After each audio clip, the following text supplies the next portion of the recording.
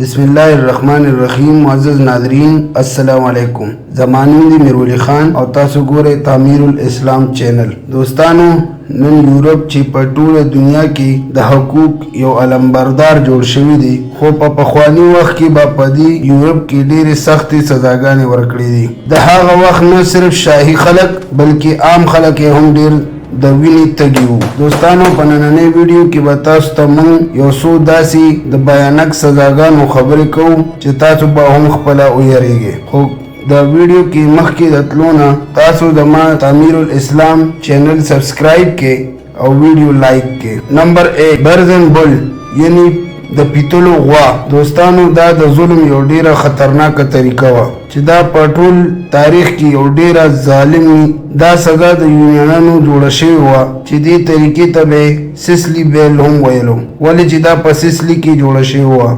دا اسې یو آله وه چې د حقیقي غوا په شکل کې د پیتلو نه تیاره شوې وه.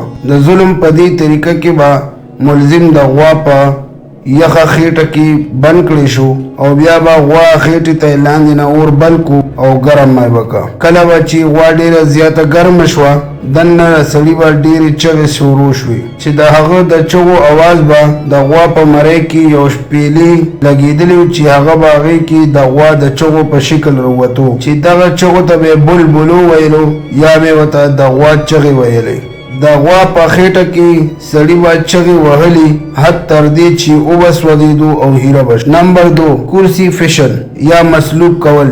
دوستانو په کرونی کوستا کې د ټولو نه زیاته مشهوره سزا دا وه یعنی صلیب کشي چې په دې سزا کې به ملزم د میخونو په ذریعه باندې په لرګي کې ځوړن کو او د خلکو په منځ کې به دغه صلیب اوچت کو چې په ملزم به پکې د میخونو نه ځوړن شو چې دا سخت عذاب باندې مرګ د نورو خلکو لپاره یو غټ سبق و. د الله تعالی پیغمبر حضرت عیسی علیه السلام یې هم مسلوب کېدو کوشش کړی و.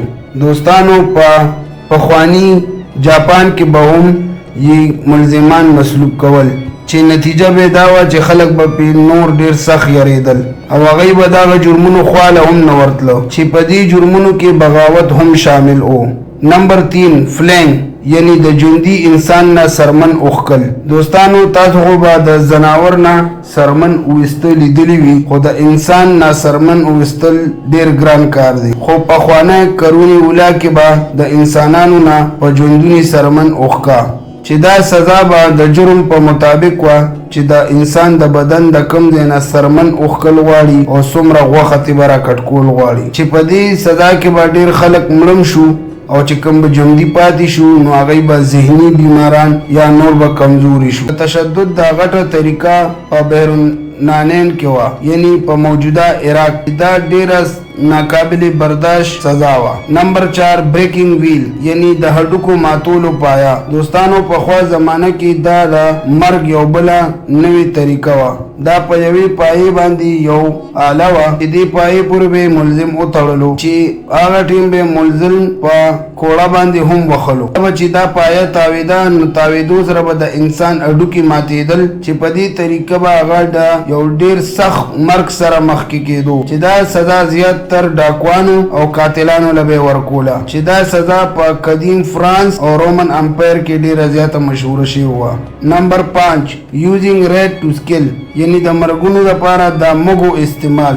دوستانو د مږو په ذریعه انسانان مړکول شاید چې دا طریقه اوس هم شته، خو که نن نه وي نو د نن نه 1000 یا 1500 کاله مخکې دا طریقه ډېره زیاته مقبوله شوې وه چې په دې طریقه کې به مږه یو ټیل لوښي کې به یې بنده کړه او د مجرم سینې سره به یې وتړله. دا ډبي به هغه سر کوله و چې کوم به د ملزم اړخ ته و. کله به چې ورته اور ولګولو او ډبه به ګرمه شوه نو مږې به تیښتې له لاره کته چې د تیښتې لار به ورته نه میلاوېده نو د انسان خېټه به یې وشلوله او په خېټه به وردن نه شو چې ډېر په تکلیف به د هغه نه ساه وښکه.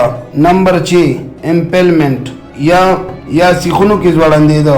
دوستانو د نیزو میخونو یا داسې د سوکیدار آله په ذریعه به خلکو له سزاګانې ورکېدې چې په دې طریقې به خلکو نه چې دا سزا خاص کر د بغاوت یا د ملک د باچا خلاف خبرو دپاره به دا سزا ورکوله چې خبرې کولې چې دې دپاره رنګ رنګ نورې عالي څوکیدارې هم تیارې کړې وي چې په دې ذریعه به انسان ډېر په سخت مرګ سره مړ کېدو او په مختلف جرمونو کې به دا مختلف طریقو سره دا سزا ورکېده. کله به یې لاسونه په تخته ولکېښو او غټ غټ میخونه به پې ټکوال او کله به یې غون انسان د سیخ کې وردن نه کو او ځوړن به کو. دوستانو ډریکولا هم عثماني فوج له دا سزا خوښه کړې وه چې ټول فوج یې ولا په سیخانو کې بره ځوړن کړی چې د هغوی بدنونه څو ورځې په هغه سیخانو کې ځوړن پراتو. نمبر 7 سارت ان هالف یا انسان په اره کې 2 ټوکړې کول.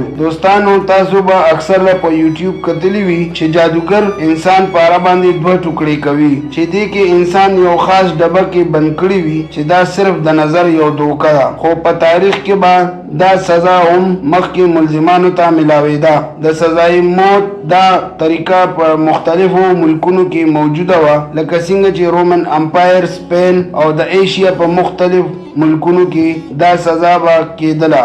نمبر 8 کرش انډر ان ایلیفنٹ یا د هتی د لاندې سر چقیدل. دوستانو پخوا په هندوستان کې ملزمانو له د هتی د لاندې چقیدل سزا ورکېدل شوه چې دا په هغه وخت کې ډیره زیاته مشهوره وه په ایشیا کې چې دغه هاتیانو له به هم د جلاد تربیت ورکړی و چې د غونډې دنیا مخکې به هتی د انسان سر په داسې طریقه چقولو چې هغه به د سزا مطابق یا ښه په مزه یا ښه په یو شلق به یې سر مات کو چې اکثر له به دا هتیان جنګونو له هم بوتلو چې مخالف فوجي به په خړمت کې راونولو او دا هتی خپې د لاندې به یې وچکولو.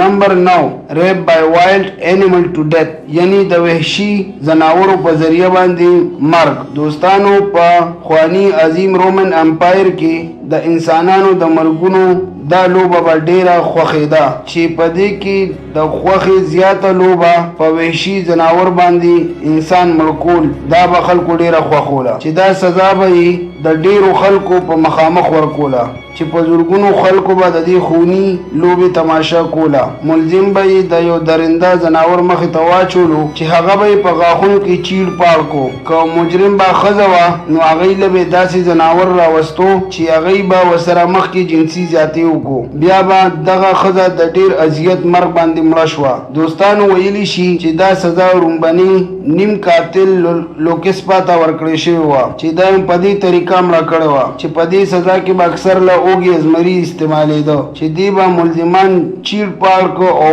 وبه خوړل. نمبر 10 برننګ اینډ سټیک یعنی ژوندي سوځېدل. دوستانو د پخوانو خلکو به د وینې سره سره د اور لوبه هم ډیره خوښه وه چې ملزم به په ژوندونو سوځېدو هغوی له به ډیره مزه ورکوله.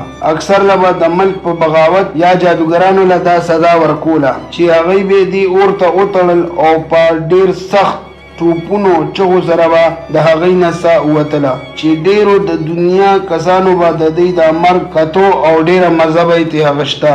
دوستانو په دې امید سره زموږ دا ویډیو پای تکمیل ته رسي. دوستانو زموږ ملاقات به کیږي په یو بله نوې انټرسټینګ ویډیو کې. تر هغې پورې د خپل ځان زیات خیال ساتئ او ما په دعاګانو کې هم یاد ساتئ. الله حافظ.